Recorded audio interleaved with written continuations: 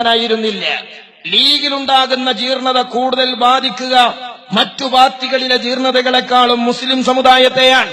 അതുകൊണ്ട് ലീഗിനെ ഉലമാക്കൾ ഉപദേശിച്ചു.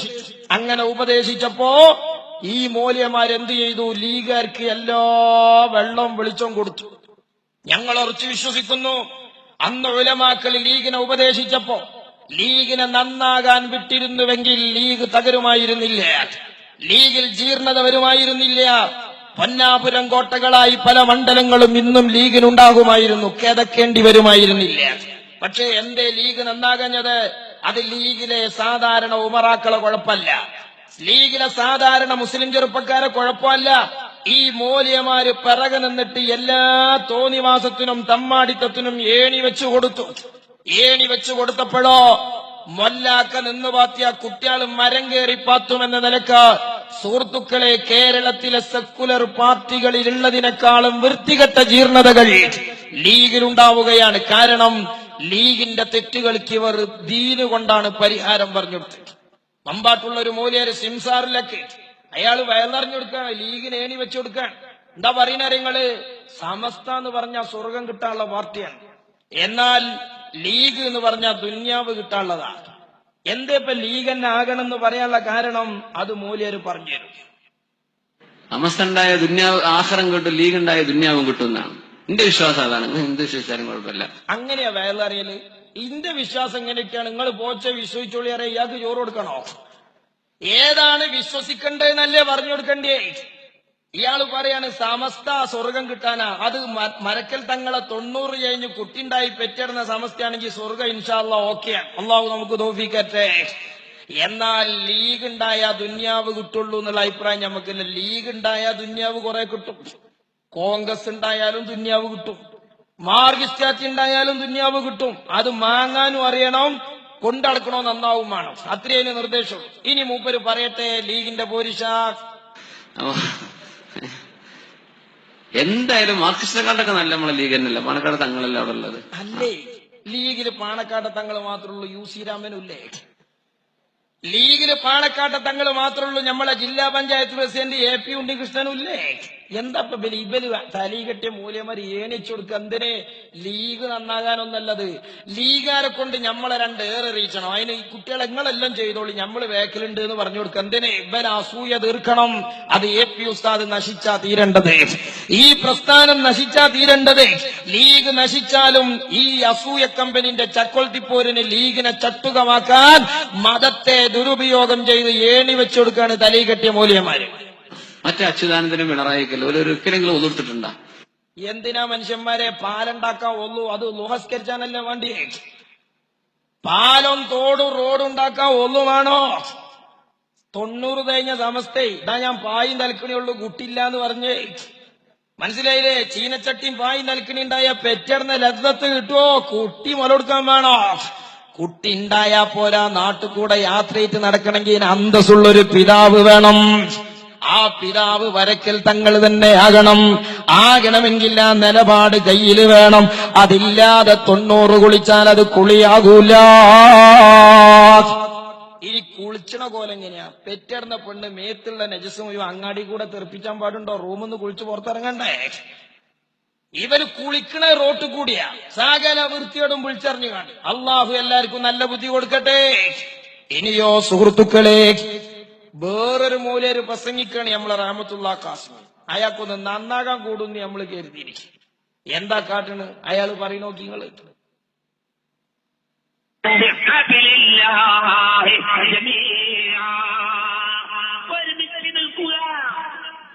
ലീഗിനെ ശക്തിപ്പെടുത്തുക, ഒരുമിച്ച് നിൽക്കുക, ലീഗിനെ ശക്തിപ്പെടുത്തുക. ലീഗ് അല്ലാഹുവിന്റെ സ്വർഗ്ഗത്തേക്കുള്ള സഭയാണ്. അല്ലാഹു തൗഫീഖ് നൽകട്ടെ. സഹോദരന്മാരെ, ഞാൻ എന്റെ നാട്ടിലൊരു ലീഗുകാരനെ ഈ ക്ലിപ്പ് കേൾപ്പിച്ചു കൊടുത്തു.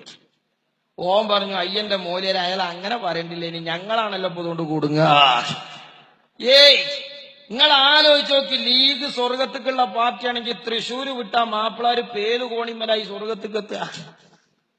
ലക്ഷദ്വീപ് പോയോക്കാണ് ഈ ഒറ്റ കാഫിർ ലക്ഷദ്വീപിലില്ല, ഒറ്റ ലീഗും ഇല്ല. അയിട്ടെങ്ങനെയാ ഇനി സ്വർഗത്തേക്ക് എത്തുക? ഇങ്ങനെ ദീൻ പറഞ്ഞ എവിടെ എത്തും? സഹോദരന്മാരെ, എന്തിനതൊക്കെ പറയുന്നവരെങ്ങള്? ലീഗാരെങ്ങനെ സുഖിപ്പിച്ചു നിർത്തിയിട്ട് ആ നിഷ്കളങ്കരായ ചെറുപ്പക്കാരുട്ടികളെ കൊണ്ട് നമ്മളെ തല്ലിക്കണം, നമ്മളെ ദൈവത്ത് മുടക്കണം, അസൂയക്കാർക്ക് നമ്മളെ പിണ്ടം വെച്ച് പുറത്താക്കാം, നമ്മളോട് ഒറ്റക്ക് മുട്ടിയാ ഒക്കൂല, മറ്റൊടുത്ത് ചാരണം.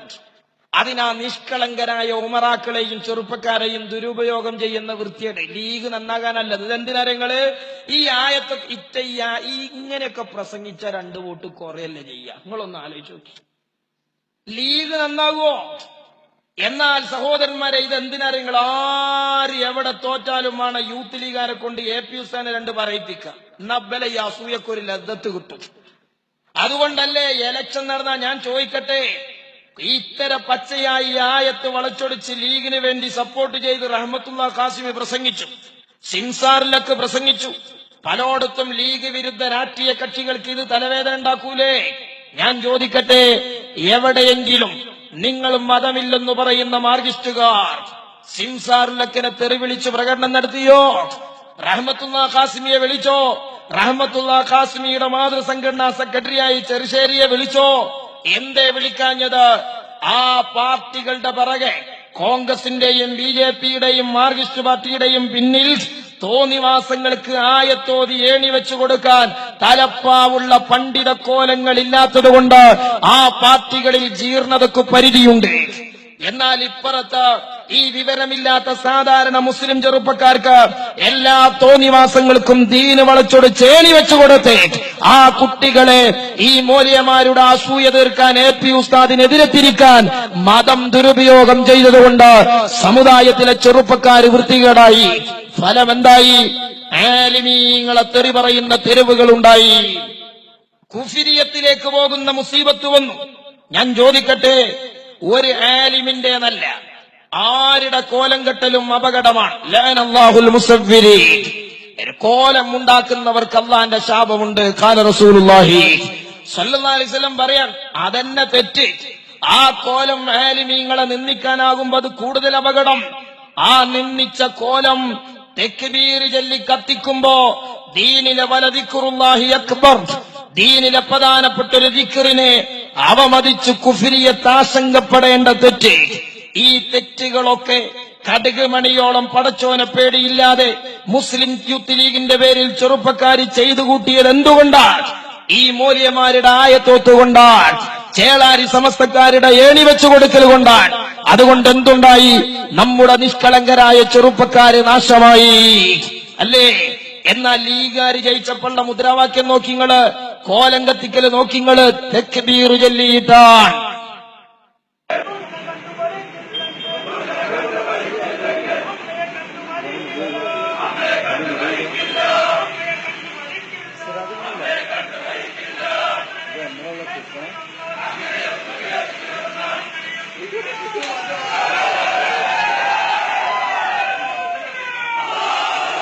സുഹൃത്തുക്കളെ, ഒരാലിമിന്റെ കോലം കെട്ടിച്ച് അത് തെരുവിൽ കൊണ്ടുവന്ന് കത്തിച്ച് അതിനകമ്പടിയായി തക്ബീർ ചൊല്ലി അള്ളാഹുവിന്റെ ദീനിനെ നിന്ദിക്കുന്നത് കുഫ്രിയത്ത് ഭയപ്പെടേണ്ട കാര്യമല്ലേ? ഇതിനൊന്നും നമ്മൾ ഈ ചെറുപ്പക്കാരെ കുറ്റപ്പെടുത്തിയിട്ട് കാര്യമില്ല. ആ മക്കള് വിവരമില്ലാത്തവരാണ്, ഉമറാക്കള് സാധുക്കളാണ്. ഈ ആലിമീങ്ങൾ ഈ ഉമ്മത്തിനെ നശിപ്പിക്കുന്ന രൂപങ്ങളാണ്. ഇനി പൂരം തെറിയാണ്. യൂത്ത് ലീഗിന്റെ കുട്ടികളെ കൊണ്ട് ആലിമീങ്ങളെ തെറി വിളിപ്പിക്കാൻ എന്തിന്? ഈ അസൂയ മൗലവിമാർക്ക് ഒരു സുഖം കിട്ടാൻ മനസ്സിലാക്കി.